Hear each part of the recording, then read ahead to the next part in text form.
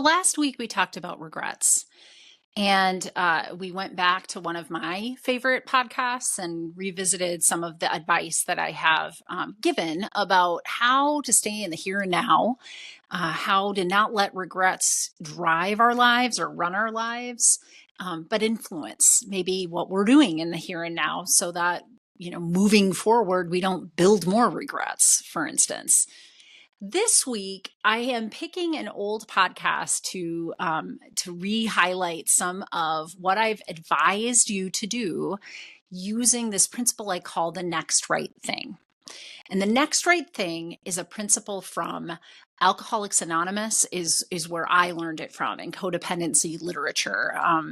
It is this principle of living in this day, one day at a time, and using your body mind, using how you feel about what's going on in your life to do just the next right step towards feeling more in alignment with what you want. And that when you check in and you're trying to escape from your life all the time, you're trying to, hustle for your worthiness, you're busy all the time, things don't feel right, you're meh. I mean, maybe life on paper looks good, but it doesn't feel right to you on the inside. Using the next right thing principle really can help you to get to where you want to go, to get into alignment with a life that you want to get up for every single day. And that, I think, is something I really want to drive home for women in midlife. LearnToLoveYourStory.com was really based on that premise. And when I created Midlife Crisis to a Centered Life Thriving as a podcast, I wanted another voice out there in the world helping you understand that if you're feeling stuck in any way, shape, or form in midlife, you don't have to stay there. That isn't the end of this. I know that when we were talking about things like perimenopause symptoms and you go into your doctor and they're like, meh, that's hormones, you're just going to have to deal, that we get this message that if we feel stuck, if we feel like we regret things that we haven't yet done in our lives, that, hey, that's just what you're going to have to deal with is the only method. Acceptance is the only method. There is an element of acceptance in this do the next right thing principle. However, it still has a do in that statement. You're still doing something and you're working towards something that gets you out of that stuck place. So today's podcast is really highlighting this principle and why I think it is so pivotal to creating a life that you want to be living in. If this sounds like something interesting to you, keep listening.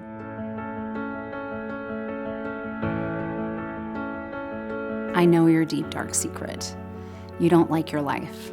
You're a woman in midlife, and for the past 2 decades or more, you've poured yourself in to other people. You've poured yourself into your career, your family, and yet on the inside, you feel broken. And that's no way to be. I'm Dr. Natalie Marr. I'm a clinical psychologist and a life transition expert. It wasn't too long ago that I was in your shoes, waking up in my early 40s thinking I've got 2 failed marriages and I'm a single mom for the second time in my life. And I just knew that I could do better, that I could feel better. Fortunately for you, I have about 20 years experience clinically. And so I've created a method that will help you learn to love your story. I know that the story that you're telling yourself about your life feels awful. And I know that you think that you can't change that. I assure you, you can. And when we work together, I'm going to help you to craft a different story, a story that you love, a story that makes you want to get up every single day. Let's work together to help you love your story.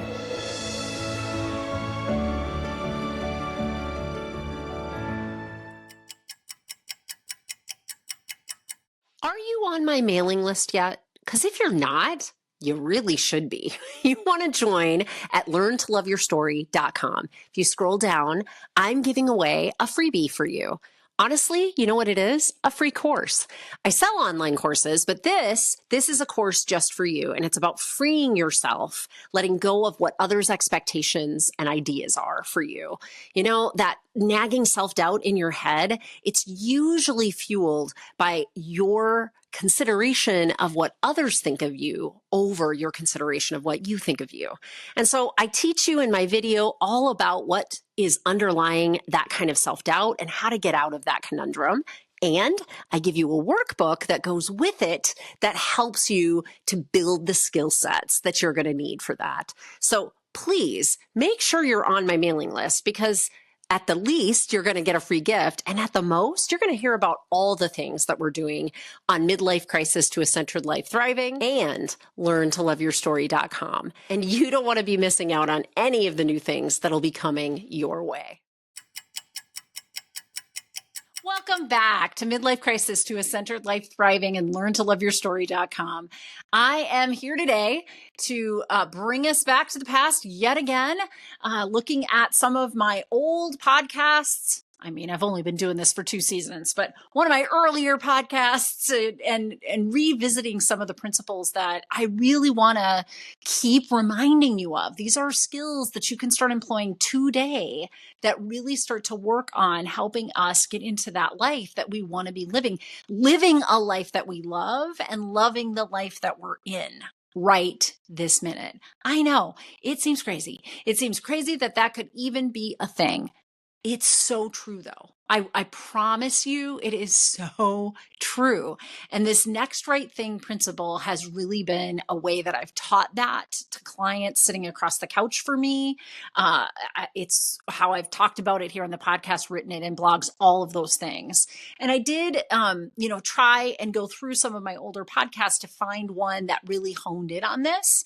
And this podcast, which was podcast 21 from the first season, really did highlight how I had used it for myself during my journey of deciding to do learntoloveyourstory.com. I really think that journey is something that's worth sharing yet again as an example of how I used this principle and teaching you this principle all through this podcast today. So please enjoy. And when you're done listening, we'll come back and meet again and talk a little bit about what you heard. But I think that one of the things sitting across the couch from people for thousands of hours that I've really figured out is that there is this moment when we finally recognize, while we want all of these things, we're not likely going to be able to have all these things.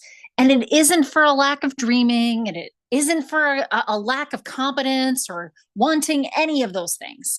It really is just about, like, there's a finite resource here, and that resource is you. And she is not going to be able to do all the things. She can do many, many, many things, but she won't be able to accomplish all the things. So what do you want her to accomplish, right?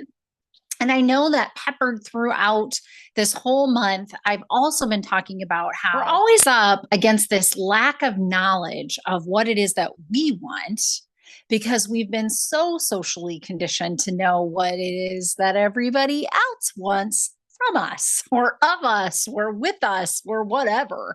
But it isn't a skill set yet that we've been taught to really dial into what it is that we want. Where does our heart take us?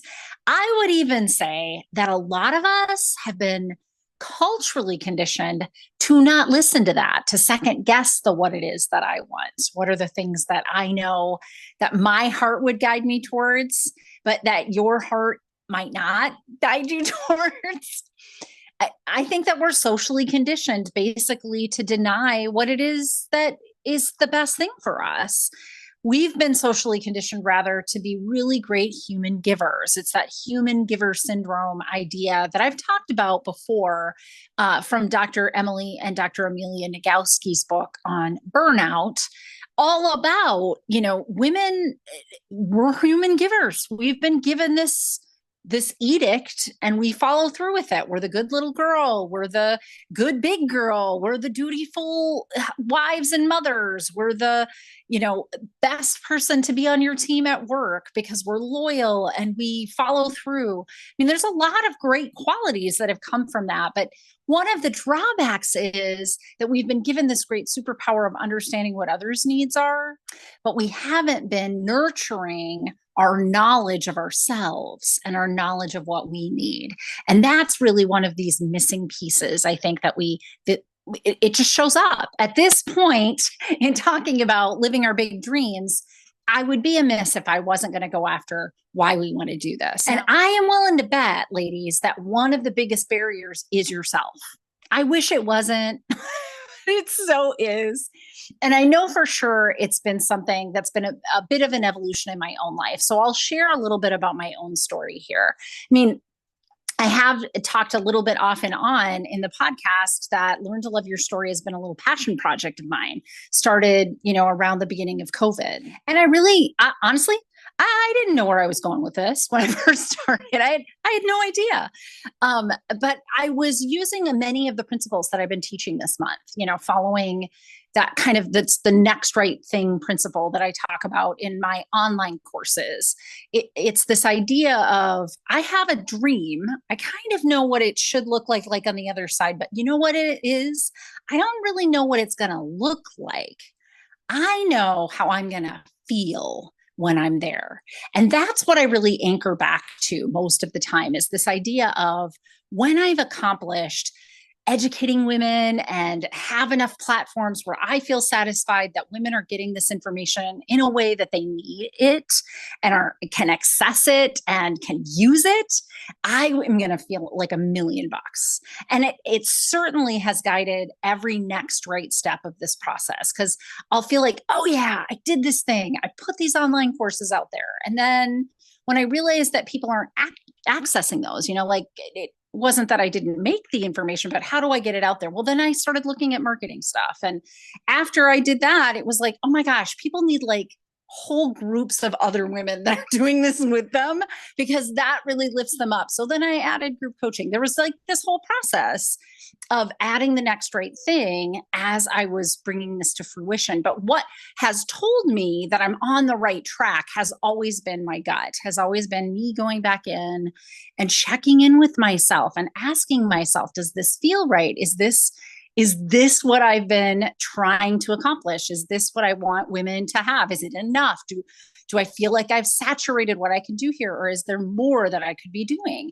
So the information I'm teaching, very similar. I mean, if you've listened to my podcast, you've heard that. If you've read my blogs, you've read that. If you've been in my group coaching, you've heard that. Please access all of those different ways of getting this information. Make sure that I'm meeting your needs by meeting you where you're at. Some of us like to read. Some of us like to pop this podcast on as we're driving to and from work or commuting, to pick up and drop off kids or whatever else that we do in our lives.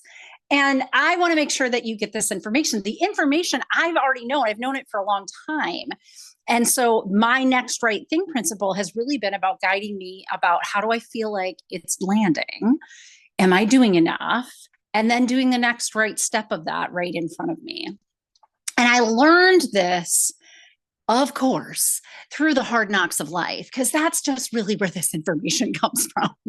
And I started to teach about it after I had learned it in my hard knocks. And I have learned it and I relearned it multiple times in the hard knocks of my life. And, in the middle of those liminal spaces where you're not meeting the needs of the social, cultural programming and conditioning, you're really faced with this idea of, is this my dream? Is this really my dream, or was this somebody else's dream for me? And I think that in both occasions, when I've gone through both of those, when I've, had to move and relocate with my kid and, start over financially, I've learned that oftentimes if I'm in my head about where I should be, I get caught up in the programming and conditioning, and I don't make the best decisions for myself as far as how to come out the other side of that. If I'm all caught in my head about what it looks like, do I look like what I'm supposed to be doing? Does it look like to other people what I'm supposed to be doing? I get stuck, right? I think I can do it all, and I want to do it all. And I'm forcing myself with this shoehorn to fit into something that I don't fit into. I'm looking to look good, not feel good. And so it was in these moments, these liminal spaces, that I really started to learn how to check in with myself. Like, does this feel right? And I can tell you that this most recent iteration of this, so my second divorce, moving into the place with my little one, my son deciding he wanted to go live with his dad, it was a new configuration. And so I was looking at a new, smaller place and things like that. I was a good year after that. And I, had been doing overworking. I've talked about that in blogs and things too. I'd been doing a lot of overworking as my favorite choice of numbing agent. Not an alcoholic. I don't overshop. Those aren't things that I do, but I love to overwork. So that's how I was choosing to numb myself out during my divorce and all the pain and things that go with that adjustment.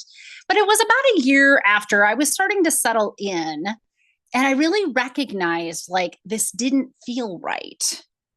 And I had honed that skill over time, like how to check in with yourself. And again, these are all things that I teach in my online courses. So self-awareness, compassionate self-awareness, I'm using all of that. I'm looking at, like, am I making the right self-empowered decision here? I don't think I am. So I was sitting here like a year out from that, maybe a little bit more, in a better place after I'd paid back a lot of that stuff. And I was saying to myself,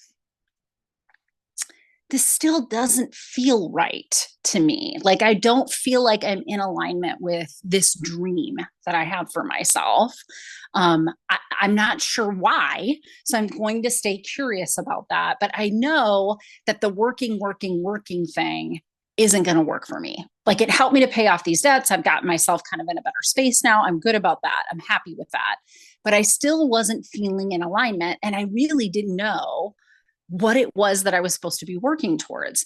And here is where I think that many of us find ourselves. Like, we know that we could do anything, but we are realizing we can't do everything. And we're figuring out for ourselves that the thing that we've decided to line ourselves up with is not the thing. That's a hard place to be, my friends. Like, one of my specialities in therapy, when I do clinical therapy with clients, is grief therapy work. And grief is a huge thing. It's much bigger than I think what we've been kind of acculturated to believe it is. Like, it's the loss of people, and then you grieve that, and there's stages, and you're done, right, Dr. Natalie? Nope. I could do an entire series, and maybe will someday, on the grief whole subject matter. But I can tell you that that's what you're up against when you recognize, A, I can't do everything, and B, I think the thing that I saddled myself to is not my thing. And that feels kind of gross because, oh my gosh, I can't do everything because I don't have all the time. And you're telling me that I just saddled myself doing a thing I don't want to be doing? Does anybody hear me here? I bet you've been here. I've met many people who have been here, and it's a hard place to be. You're like, what you're saying to me right now, Dr. Natalie, is I have done the wrong thing this whole time, that I saddled myself with the wrong goal, that I've come to the end of something. Maybe I've even killed it. Like, I am really good at what I'm doing here, and it isn't my thing. That's what you're trying to tell me? Yeah, that's what I'm trying to tell you. And it's a hard place to be. You can feel really yucky about that. And there's a lot of grieving that you need to do when you have to just finally draw a line in the sand and say, yeah, this isn't going to work for me. This is not the life that I want for myself. I'm going to have to start over almost down a whole different path. But the way that we figure that out is when it doesn't feel right.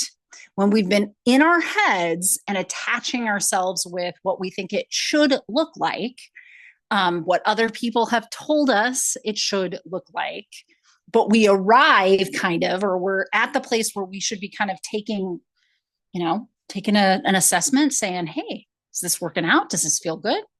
We realize, it feels meh. For some of us, it doesn't feel terrible. We're doing things well, but it doesn't feel like it's for us. Once you've got some really good skill sets with being able to check in with yourself, and you've made it a point to actually do that checking in, you're going to start to find an answer that you don't always like, which is, yeah, this isn't for you. So, that whole journey of being married and having a big family and a huge house and entertaining and all those ideas that you had for yourself, Natalie, that isn't your life. And each time you went to the altar of trying to make that happen, I mean, fantastically, sometimes, my friends, that shit blew up in my face. So I know now that's not for me. But even when I course adjusted and I came into this place and I had my wits about me and I was thinking about this a little bit differently, once I got stable again, I realized, this is not working for me. I would say even a year ago today, I still had not completely grasped where it was that I needed to be going. But last year, I took some time off and I did some things right. And I set out a plan for myself that was way more attached to the way I would feel. So I was going to need to reduce hours with my clinical practice because I needed to feel differently. I was headed down a burnout place because I was working at a pace that was just beyond what I needed to be working at post COVID. I mean, COVID was hard on all of us. It's still, actually, there's a lot of residual effect from it that's still hard on a lot of us. And I put in my dues as a mental health professional with lots of my clients through that. And I'm at a place right now where I get to choose differently and they get to choose differently. We're going to be able to help them out, right? So last year when I sat down and did that assessment of myself, that was part of my consideration, is just, I don't feel in it like I was when I started this practice. And so I need to modify that practice, which means reducing a lot of the hours I put towards the practice, because I think there's other ways and other skill sets I need to tap into, like my writing, like the podcast, like speaking, basically, because I can articulate some of this stuff in ways that people understand it. It's a gift I was given. I'm not going to pretend like it isn't a gift that I put a ton of effort behind being able to do, but it is something that I do well, and it is something that's needed. And so I needed to course adjust and fix how I was doing that. And this, what I'm doing right now today, right in front of you, feels more in alignment. I can feel it, that I'm in a path that's better aligned with where I need to be. So doesn't mean what I've done or what I was hitched to was something that I shouldn't have been hitched to when I was hitched to it. It just means that there was a shelf life to that. And that's where I was hitting. I was hitting that point where it felt meh, didn't feel right. I might have even been heading towards burnout, and I needed to course adjust to be able to bring this back to a place that worked better for me. So again, it all comes back to this idea of, I can do all that. I could have stayed on that path with my clinical practice. I still have a clinical practice, my friends. I just don't have it to the level that I once did. And I knew I could do that, but I can't do everything. And when I reassessed, I realized there's some other things that needed attention from me and that I needed to try. I needed to give a go at that. If I hadn't taken those risky steps of, setting aside hours towards, even though they weren't bringing in money for me, but making sure that you had this podcast in front of you, making sure that I had more blogs, making sure that I started my book, all of those things feel right for me as far as my goals and my dreams. And I needed to take those risks, and I wasn't going to do that if I was trying to do everything. If I was trying to feed my old style of business, the old configuration of my business, and do these things, there just weren't enough hours in the day. And I was going to have to take a look at that, redo things. And I'm hoping this has inspired you in some way to take a look at and redo things in your life. It doesn't have to be a grieving process that's like, burn it all and run away and start over. That's not what it looked like for me. I mean, in a lot of ways, it was a stepwise process that took more than a year to put some of this stuff into action for me. But on my Learn to Love Your Story journey, it's been really important for me to stay true to checking in and making sure that what I'm doing feels right. Like it feels like it's part of whatever this goal is that I have for myself. Sometimes I can see it. Sometimes I can say the step today is a step that's part of this whole journey of steps that will get to this end dream for me that will look a certain way. Sometimes it does look like that, or it feels and looks like that. But sometimes the better way to check in is really just, how does it feel? Does it feel like it's part of that? Because if in any way it feels meh, or like it's killing you, or like, if I have to do another one of these things, I'm just gonna die. I can't put my energy towards that anymore, but I don't know how to get out of it. Well, there you are. You need to set some new dreams for yourself, and the dreams and the things you're doing towards those dreams need to feel anchored in a way that's in alignment with that new place. I know you might not have all the answers of, how do I do this and not pay my bills? How do I do this and not blah, blah, blah? You have a lot of reasons why you shouldn't be doing it. I do know that if it doesn't feel right, you are serving the wrong thing. So one of my very favorite ways of teaching this in my coaching, in any place, so here I am teaching it to you on the podcast, is to use this old Cherokee legend. And so many of you might have heard this. It's kind of a parable, a Cherokee parable or story that talks to this idea of mindfulness and how we use this in our daily life.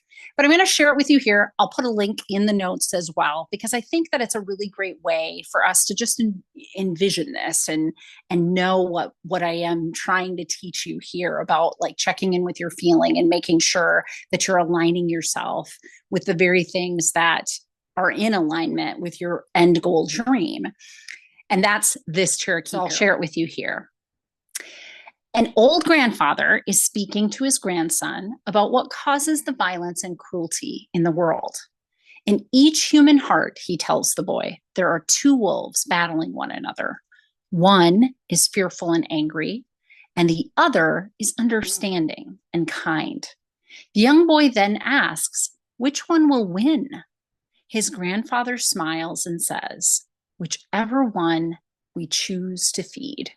And that's how I want you to think about it in this two wolves parable idea, that when we feed a dream that isn't ours, but one that's been set for us, it really can lead to a lot of our angst, to a lot of the problems that we experience along the way, and certainly to feeling dissatisfied, meh, stuck, any of those different adjectives, when we really are like, we've arrived, we've been able to meet that goal, but we're just not feeling satisfied, joyful, happy, content in our lives. There is a way for you to have the resources you need to find that life that you've always wanted for yourself. And this is a way to do it. And this two wolves parable is just a way for you to frame it for yourself when you're checking in with that feeling. Am I feeding the wolf that's bringing me angst and destruction and pain and dissatisfaction and feeling stuck? Or am I feeling that kind and understanding part of me that knows that the next right step is this, in alignment with a dream that I want for myself? Even if it feels risky, even if feeding it feels a little risky. This is why I like it that it's two wolves. This is not two bunnies. Like, sometimes it feels a little risky to feed any wolf whatsoever, but I do want you to feed this wolf that is here for you. She is going to be the one that guides you. Here's the other thing I like about the wolf analogy. When a leading wolf is leading, it's at the back of the pack. It's actually the wolf at the back of the pack that's watching the vulnerable parts of our pack, that's watching that the pack is going in the right direction and is guiding from that behind position. Now, I am certainly not a zoologist and cannot tell you all of the pieces that go into who's in what places in the pack, because I know that it's bookended and there is another leadership position at the front. But there is a part of that pack that one of the stronger animals is in the back, and they are guiding this pack, and the children and the elderly and all the ones that are a little bit more vulnerable, like mothers that are carrying children, things of that nature. they want to have somebody in the back end. And I think that's how this will feel. You won't always know where you're going. You don't always have like this solid picture of what step 1, 2, 3 through 20 is going to be. But you do have a feeling of, am I in the right place at the right time? You do have the ways of checking in your body mind and knowing that you're in alignment with something that you want for yourself. Because if you're not in alignment with it, it won't feel right. And if you're listening to your gut, it will be able to guide you with that. And that's what this Two Wolves parable can help you with as well. So all of that will be in the notes along with my workbook. Make sure that you've listened to all of this series because it really has been a whole set of skills that you could manifest any dream with. I promise you, I've laid it all out for you. The science backs all of it. I don't teach things that don't have scientific efficacy. You know that about me. I'm a nerd. All right, everybody. So what did you learn from that, right? I mean, I think one of the things that I want to highlight here is that I was really in a place in time where things were going relatively well after kind of the thick of a disruption in my life, right? So this wasn't in the midst of the midlife crisis that never was or almost was, or maybe it was, I don't know. It was actually when I had righted myself that I clearly started to notice, something here is still amiss. Something doesn't feel in alignment for me. And I started to guide myself with the next right thing principle by checking in with how I was feeling. This is why I hammer home the skills of compassionate self-awareness, because without compassionate self-awareness, you might blow past that. You might not notice it.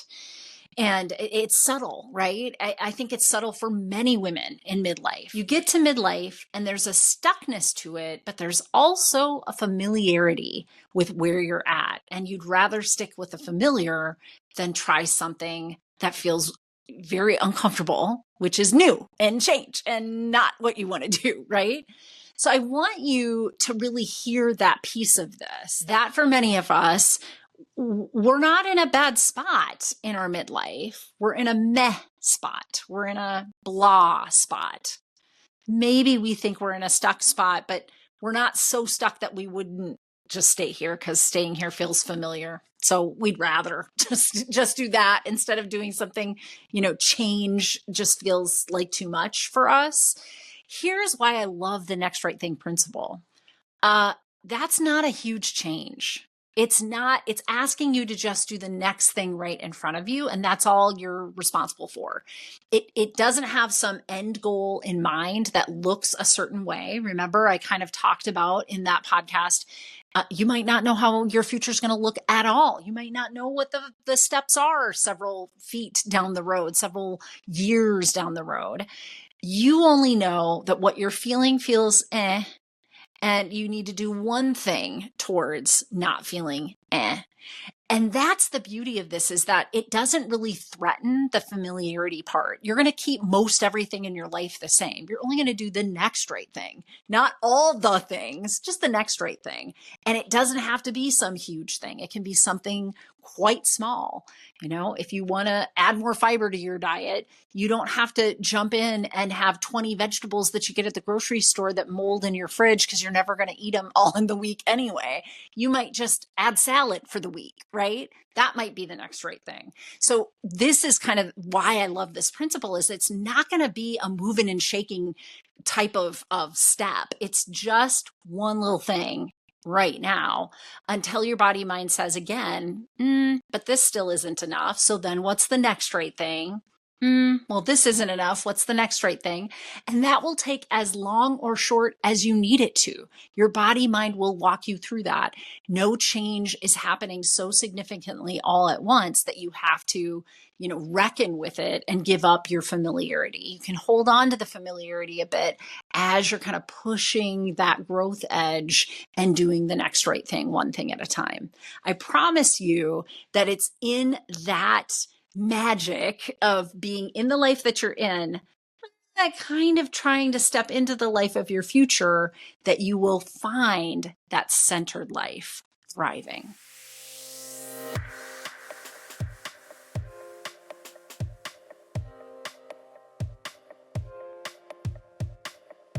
because I am a licensed clinical psychologist in the state of Minnesota, I have to make sure at the end of each of these episodes that I give you the disclaimer that none of the material that I talk about in these podcasts is meant to replace any kind of therapy or formal medical or mental health treatment. And in fact, anything that I offer on my website, my coaching programs, any kind of psychoeducational materials that I release are not a replacement for that level of care.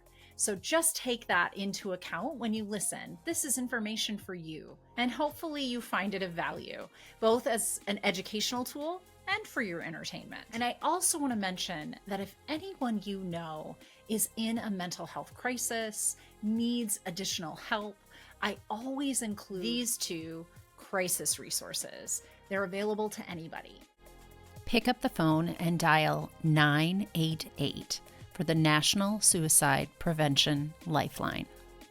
And you can always visit their website at suicidepreventionlifeline.org. Additionally, there's actually a crisis text line. So if you're not somebody that likes to pick up the phone, text HOME, home, to 741-741. to the crisis text line. And you can find them online at crisistextline.org.